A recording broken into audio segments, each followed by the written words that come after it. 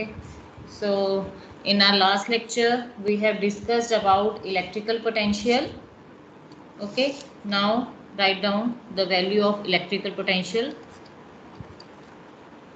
that is Zi epsilon. ये हमारा last derivation से हमने ऑब्टेन किया था, kappa upon T. Okay, this was the value of electrical potential that we obtained yesterday.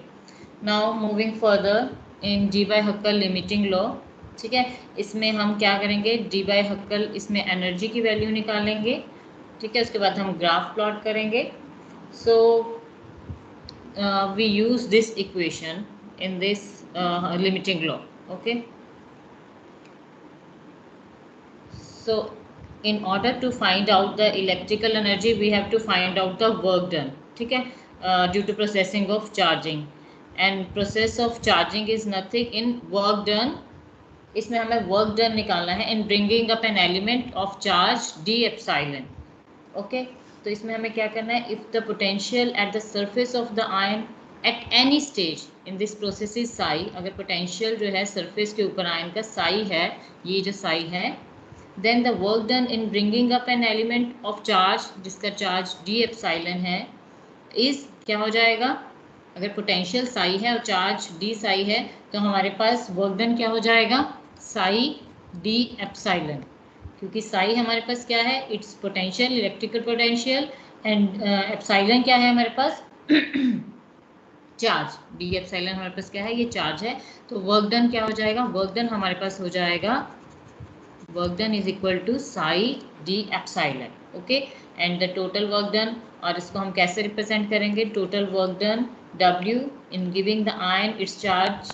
इसको हम लिमिट्स ले लेंगे और इंटीग्रेट कर देंगे. हमारे पास वर्क डन की वैल्यू है psi d epsilon, and by taking the limits from 0 to Z epsilon E.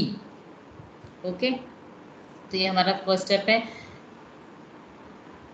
सो अब हमने इसको क्या करना है, इंटीग्रेट करना है, right.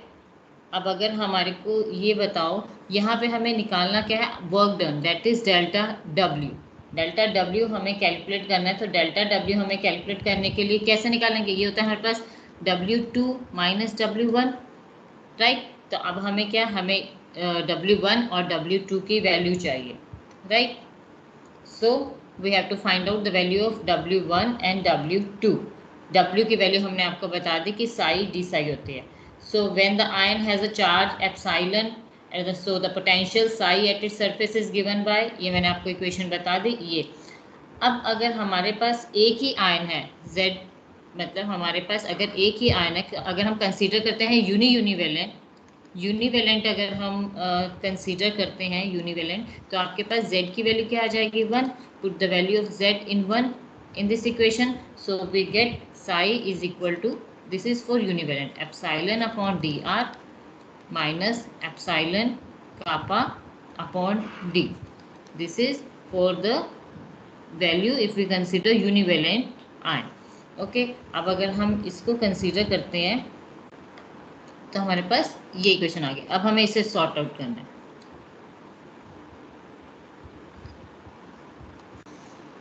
Okay, so integrate this equation. अब हमने एक और बेटे किया था इन case of dilute solution. In case of dilute solution क्या होता है, इन case of dilute solution, in case of dilute solution, तो हम क्या करें, हम आयन को चार्ज कर रहे हैं इनफाइनाइट डिल्यूशन में. अगर हम आयन को चार्ज करेंगे इनफाइनाइट डिल्यूशन में, so we know the value of kappa equal to 0. ये हमने लास्ट टाइम पढ़ा था. इनफाइनाइट डिल्यूशन में क्या होता था, Ni Zi Ni epsilon I, this is equal to 0, therefore kappa is equal to 0. और अगर हम पुट करें कप्पा की वैल्यू यहाँ पे 0, तो हमारे पास in case of dilute solution, so potential is equal to, this is equal to dr. It is self potential of this particular ion. Okay, तो हमारे पास in case of dilute solution equation become this. Dilute solution के case में आपके पास ये क्या हो जाएगी, the equation become this. So integrate this equation 0 to Zi epsilon d psi. Okay, ये हमने साई की वैल्यू ऊपर पुट कर दी। ये साई की वैल्यू जो हमारे पास आई डाइल्यूट सॉल्यूशन में हमने यहाँ पुट कर दी, राइट। तो अब अगर हम इसको इंटीग्रेट करें डी एप्सिलॉन के इसमें, तो हमारे पास क्या हो जाएगा, एप्सिलॉन का क्या हो जाएगा, एप्सिलॉन स्क्वायर बाय 2, और ये डी आर हमारे पास कांस्टेंट है 0 Z I. Now put the limits, so we get Z I epsilon square upon 2dr। Okay, clear है यहाँ तक। ये हमारे पास W1 की वैल्यू निकल आई कि W1 हमारे पास कैसे निकलेगा, this one, this is the value of W1। Now similarly we have to calculate W2 at infinite dilution। W2 this is equal to 0 to Zi epsilon, same epsilon upon dr, d epsilon minus next term 0 to Zi epsilon upon epsilon kappa upon d epsilon. So we have both these terms and we have to integrate these terms separately, and we get the values. Integrate with respect to d epsilon and put the limits, so we get Zi square epsilon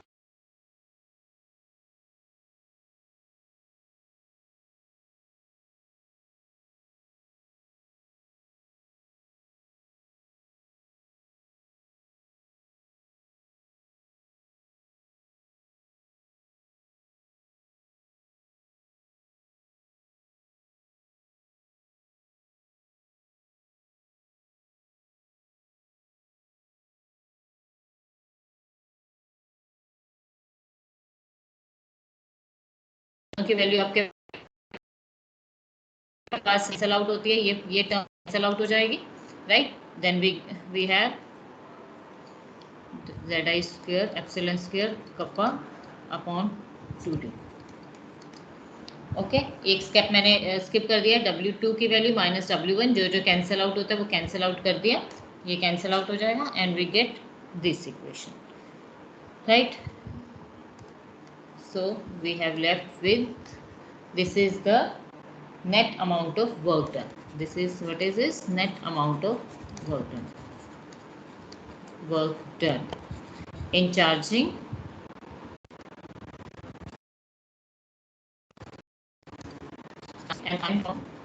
an ion from infinity to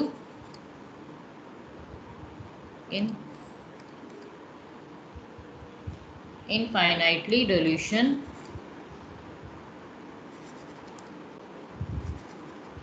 dilute solution to the given solution। तो ये आपके पास आ गया। Now we है अगर हम इसको multiply करें with Avogadro's number, अगर हम इसे एवोगैड्रोस नंबर से मल्टीप्लाई करें, then we get the amount of energy for 1 gram of ion. Okay, if we multiply this equation with Avogadro's number, then we get energy for 1 gram of iron. Okay, so multiply this equation with Avogadro's number, that is n, so we get energy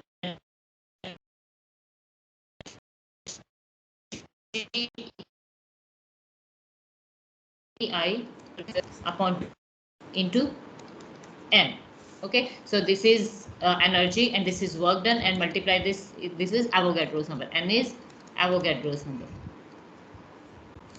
So Avogadro's number, okay, so this will be the amount of electrical free energy. Okay, now moving ahead, we have to relate this electrical free energy with the activity coefficient, that is gamma, you know that. So now we have to correlate it with activity coefficient. You know that for ideal solution, the chemical potential is, for ideal solution, the chemical potential, that is mu I is equal to mu naught plus RT log xi. You know xi is the mole fraction of the given solution. And for non-ideal system, mu I is equal to mu naught plus RT log AI, where AI is the activity and you know how we represent activity. A is equal to mole fraction multiplied by delta. This is mole fraction and gamma is the activity coefficient. You know this. So write the put the value of activity in form of mole fraction and activity coefficient. We get plus RT log xi plus RT log. So this is the expression for our non-ideal system. Okay, now if we have to compare this equation, compare both of these equation, ideal and non-ideal, the only difference is only this one. ठीक है ना बेटे, ideal and non ideal में अगर हम इसको compare करें तो we have get only with this term. This is extra difference. Okay okay, so compare this equation. So the energy difference, अब हमने यहाँ पे इसको कंपेयर तो कर लिया, हमारे पास एक ये टर्म एक्स्ट्रा आई है ना, तो इससे हम क्या कहेंगे, this is the difference in the free energy change accompanying the addition or removal of 1 gram ion of given ionic species. Means हमने इसको एनर्जी के इक्वेट किया है, इसको हमने क्या कहा, this is the only difference, इसको हमने एनर्जी से रिलेट किया है. सो दिस डिफरेंस को हम फ्री एनर्जी से रिलेट करें, इसको हम कैसे लिख सकते हैं, इसको हम electrical energy of the ion भी लिख सकते हैं, जो हमने ये ऊपर लिखा है. तो कैसे हम इसको इक्वेट कर रहे हैं, ये जो हमारे पास RT log डेल्टा आई, इसको हम एनर्जी के इक्वेट पुट कर रहे हैं, जो हमने एनर्जी की वैल्यू ऊपर कैलकुलेट की है, minus ZI epsilon square kappa upon 2D into Avogadro's. ये हमारे पास दोनों जो है इलेक्ट्रिकल एनर्जी के साथ हमने इस फ्री एनर्जी को, ये हमारी फ्री एनर्जी है जो हमारे पास नॉन आइडियल सिस्टम में है, उसको हमने इलेक्ट्रिकल एनर्जी के साथ कोरिलेट किया है. So we get this relation. Okay, now we have further, इसको हम कर लेते हैं. RT यहाँ से नीचे चला जाएगा, दिस वन, और हम कप्पा की वैल्यू यहाँ पुट कर सकते हैं. कप्पा हमने लास्ट डेरिवेशन में इसकी वैल्यू निकाली थी, किसी को याद है कप्पा की वैल्यू क्या थी? Kappa,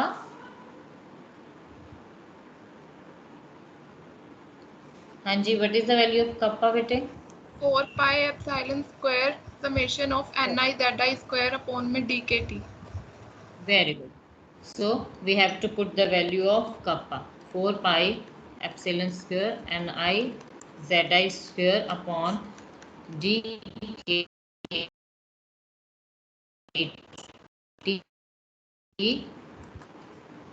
raised to power 1/2. Ma'am ऊपर तो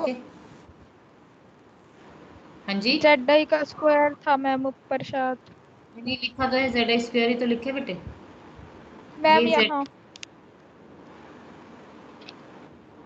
कहाँ कह रहे हैं मैम? इस स्टेप से ऊपर वाले स्टेप में जो ये की वैल्यू वहां पे बोल, वहां पे देखो. Okay, right, this is Z square, sorry, there is some mistake. Okay, so we have to put the value of kappa. ठीक है, यहाँ पे हमने कप्पा की वैल्यू पुट कर ली. So now we have substituting the value of kappa. अब जो हमारे पास Ni है, ये Ni है, this is the number of ions per CC. हम इसको रिप्लेस कर रहे हैं. Ni क्या होता है? Ni is the number of ions per CC, number of ions per CC. Now we have, इसको हम रिप्लेस कर सकते हैं किसके साथ? मोलैरिटी की टर्म में. सो Ni को अगर हम मोलैरिटी की टर्म में करें तो this is capital NCI upon 1000. इसको हम मोलैरिटी और कंसंट्रेशन की फॉर्म में करें, where CI is the number of grams ions per litre. क्या है? ग्राम्स आयंस पर लीटर के अंदर. एंड एक और हमारे पास यहाँ पे टर्म है K is also written as R/N. Okay, so put the value of Ni and K in this equation, we get our final result. So write down, put the value of K and Ni in this equation. So we get minus Zi square epsilon square, this is N upon 2D RT, and 4 pi epsilon square, यहाँ पे ये हमारे पास n square बन जाएगा, ये हमने बाहर ले लिया n square, and this is CI Zi square. Okay, and this is equal to 1000 DRT। यहाँ से हमारा n बाहर आया, यहाँ से CI MCI से, और एक हमारे पास ये D में हमने जब R/n पुट किया तो ये ऊपर जाके हमारे पास स्क्वायर बन गया। ओके, कंफ्यूज मत होना कि ये n स्क्वायर कैसे आया। So we have put the value of Ni and K here in our result. So we are very close to our final result. Now जो हमारे पास कांस्टेंट टर्म्स हैं हम उनको अलग से कर लेते हैं। और आपको पता है कि एक जगह हमने और स्टडी किया था mu ionic strength, it is also represented by 1/2 CiZi², ionic strength. You know this formula, mu is equal to 1/2 CiZi²। So we put it here. Okay, we get the final result. अब इसमें जो हमारे पास constant है, इसमें बहुत सारी terms constant है, हम उसको बाहर निकाल लेते हैं और उसको हम ए डैश से रिप्रेजेंट कर देंगे। A dash is equal to epsilon cube, right. ये बेटे यहाँ पे 1/2 है साथ में, तो जब ये बाहर निकलेगा तो एप्सिलॉन स्क्वायर का एप्सिलॉन रह जाएगा, एप्सिलॉन से मल्टीप्लाई किया, एप्सिलॉन क्यूब हो गया, एन स्क्वायर अपॉन हम यहाँ पे r⁴ 2 पाई, इसको सॉल्व करके आपके पास दिस वैल्यू आएगी। ओके, तो हम यहाँ से लिख देंगे log of delta I, this is equal to minus A dash ZI² upon dt 3/2 and √μ। So इस एक और कांस्टेंट को हम खत्म करते हैं, ए डैश को भी हम खत्म करते हैं by replacing it with a is equal to a dash upon dt ⁵ 3/2। सिर्फ इसको सॉल्व करने का है ये, तो हमारे पास इक्वेशन आ जाएगी a/ZI² and you know this equation very well क्योंकि हमने यूज़ की है। So this is the equation for Debye-Huckel limiting law. This is the final equation, this is the equation for equation of Debye-Huckel limiting law. Okay,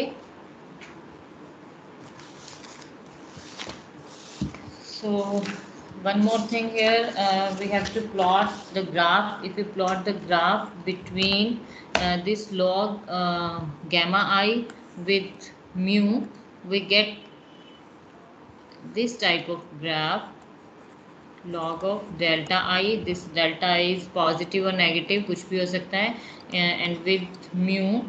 So if we check the equation by plotting log delta against mu, and this equation is valid if the plot for all electrolytes should give a straight line। अगर इसका जो answer है, जो graph आएंगे straight line आते हैं, तभी ये इक्वेशन आपकी वैलिड मानी जाएगी। इसको आप ZI को और कैसे लिख सकते हैं, एक इसको इक्वेशन इस तरह से भी लिखा जा सकता है। ZI क्या है, ZI का मतलब है कि इसमें एक पॉजिटिव और एक नेगेटिव होगा, AZ प्लस Z माइनस, एक पॉजिटिव आयन और एक नेगेटिव आयन।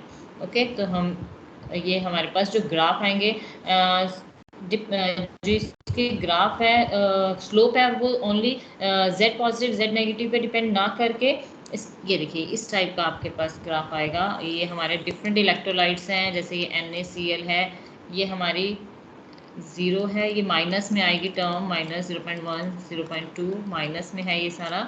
ओके, तो एक और ध्यान रखना, इलेक्ट्रोलाइट्स की जो वैल्यू है वो 0 से, ओरिजिन से स्टार्ट होनी चाहिए। This is for calcium chloride and this we get for zinc sulphate.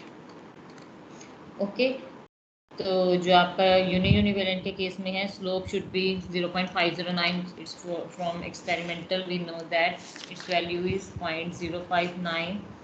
Okay, so this we get from Debye-Huckel limiting law, and we obtain this type of graph passing through origin. Okay, तो ये आपका था आज का topic. Thank you so much.